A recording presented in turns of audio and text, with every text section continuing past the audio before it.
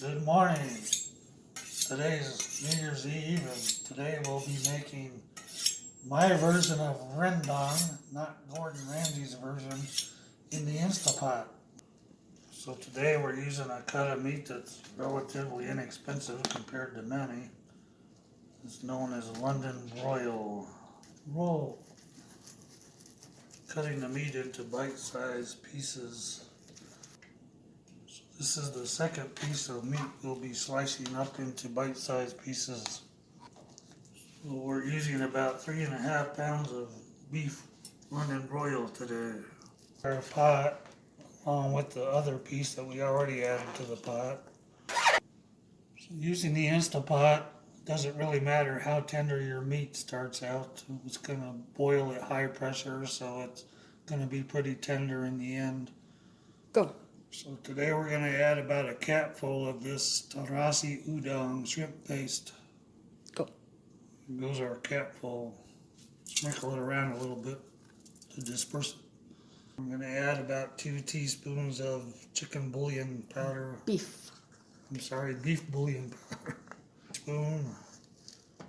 2 heaping teaspoons. We're going to add some Indonesian citrus salam leaves on top.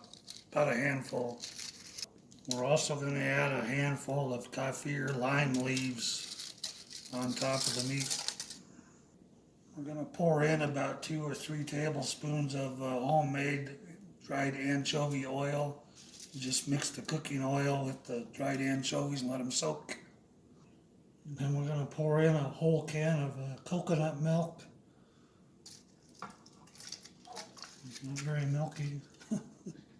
The most important ingredient is the bumbu or spice from indofood, Rendang spice.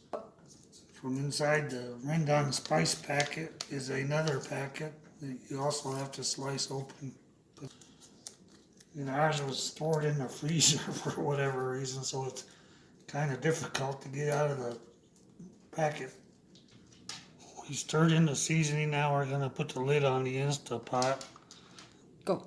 After locking the lid, we're going to press the pressure cooker button. We're going to set the time to 50 minutes. We don't want to leave the warmer on after it's done cooking, so we're going to turn the warmer off. And the Instapot's going to do its thing. We'll see you in about 15 minutes. To relieve the pressure from the Instapot, you have to press the silver valve on top. Because it's hot, don't put your hand there, just use an implement to press it.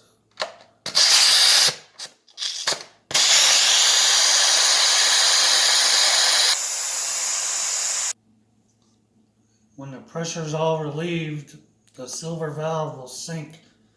If you don't relieve the pressure entirely, the lid will not open like this. Now we can open the lid. Be careful of the hot steam, you don't burn yourself. You'll notice it's pretty tender now, but there's a lot of moisture. We never added any water except the coconut milk, so now we have to cook this down, sear the meat, and cook this down until all the water's gone. It'll take several minutes to cook down. I'm still using the Instapot. So now we're going to sear this for 40 minutes in total, so let's crank this up to 40 minutes. And it only went to 30 minutes, so now it's turned on by itself. We're going to put this splatterproof screen on top just to keep the grime from flying all over the house. Show you how tender the meat is. I can pull it apart with my fingers without any effort. We're going to be cooking this for about 30 minutes. As it's boiling, we're going to continuously stir this, especially as we get toward the end where the moisture's gone. We got to keep it moving so it don't burn on the bottom of the pot. Like I said, we got to keep this moving around and help the spices soak into the meat. And again, we're waiting for this water to cook away, to boil away. After 10 minutes, it's cooked down probably about halfway. It's still stirring. Keep the splatter shield on there when you're not stirring it. It's been cooking down, but the meat's pretty much falling apart. Now we've got about 10 minutes to go of the 40 minutes originally, so we're going to add the green beans so they get cooked in the last 10 minutes. Go. If you remember, we started with 30 minutes maximum as far as this would go. So now I'm going to add about 10 more minutes here to have a total of 40 minutes. So we're about cooked down here as far as we're going to go. We're going to serve this on top of some steamed white rice. Forgot to mention to take out the bay leaves before the green beans. So we had to pick through and take out the bay leaves. You don't want to eat those. The kaffir lime leaves are totally edible, so we leave those in. People don't. As I said, we're going to serve this on top of white rice, so as much as you like. Just spoon it out of the Instapot.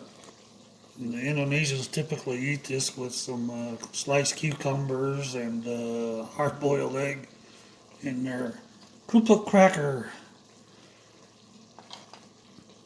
And they'll usually also add some sambal terasi, belacan. That's what they call it, but it's a bit strong for my taste, so I'm going to forego that. They'll also garnish with some dried onion, fried onion. Just sprinkle a little bit on to your liking. I like to have a glass of iced tea with this hot meal. Notice the meat is pretty broken down, but there's some larger pieces mixed in there, but it's going to be very tender. It's so broken down. I'm going to try it now.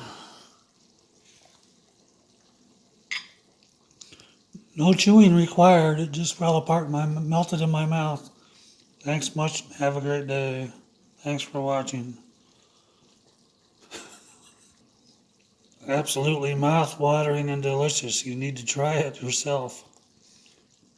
And then, by the way, the Instapot makes this really easy, except for stirring at the end, but even that's pretty simple. So please try it.